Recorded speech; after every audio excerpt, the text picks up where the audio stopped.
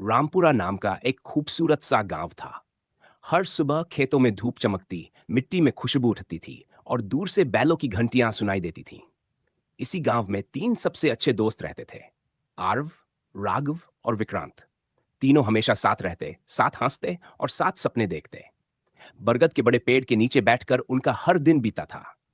वहीं बैठकर आर्व कहता, एक दिन इस गांव में बड़ा स्कूल होगा। राघव मुस्कुराता हुआ कहता, और खेतों में मशीनें होंगी ताकि कोई किसान कर्ज लेकर परेशान न हो। विक्रांत तुरंत बोल देता, और मैं एक बड़ा खेल मैदान बनाऊंगा जहां पूरा गांव खेलेगा। उनके सपने बड़े थे, लेकिन दिल उससे भी बड़ा। लेकिन एक साल गांव की किस्मत बदल गई। बरसात नहीं आई, खेत सूख गए, मिट्टी फट गई, कुएं सूख गए। लोग पानी के लिए तरसने लगे। राघव अपने खेत में मिट्टी उठाकर रो पड़ा। अब क्या होगा? अब तो सपने भी सूख गए। पर आर्व ने उसके कंधे पर हाथ रखा।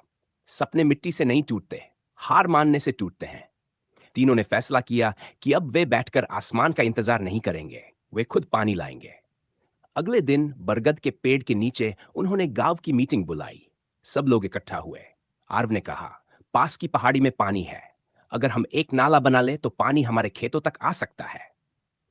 गांव वाले पहले हंसे। तीन लड़के पहाड़ काटेंगे? असंभव। लेकिन तीनों ने शुरुआत कर दी। सुबह सूरज निकलने से पहले उठ जाते, पहाड़ी पर जाते और मिट्टी चट्टान काटते। उनके हाथों में छाले पड़ गए, पैर सूज गए, लेकिन वे रुके नहीं। धीरे धीरे उनके हौसले देखकर दूसरे लोग भी जुड़ने लगे। महिलाएं मिट्टी ढोती, बच्चे पानी देते, बुजुर्ग दुआएं देते।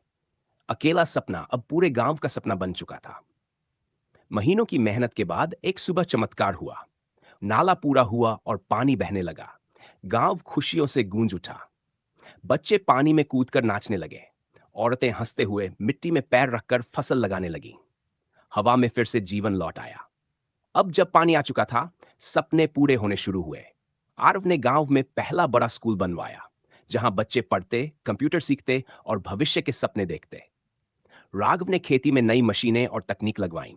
अब खेती घाटे की नहीं, सम्मान की बात थी। और विक्रांत ने एक बड़ा खेल मैदान बनवाया, जहां बच्चे क्रिकेट खेलते, फुटबॉल दौड़ते और कबड्डी की आवाजें आसमान तक गूंजती। साल बीत गए और एक शाम तीनों फिर उसी बरगद के पेड़ के नीचे बैठे। अब वे बच्चे नहीं थे, बल्कि वो लोग थे जिन्होंने सपनों को सच किया था। विक्रांत हंसते हुए बोला, याद है, लोग कहते थे ये पागल है।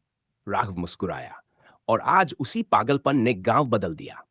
आरव आसमान की तरफ देखते हुए बोला, अगर दोस्त साथ हों तो नामुमकिन सिर्फ एक शब्द है। बरगद के पत्ते हवा में हिले, जैसे वो भी इस जीत पर मुस्कुरा रहे हों। मैसेज, सपने तब सच होते हैं जब लोग हार नहीं मानते और साथ चलते हैं।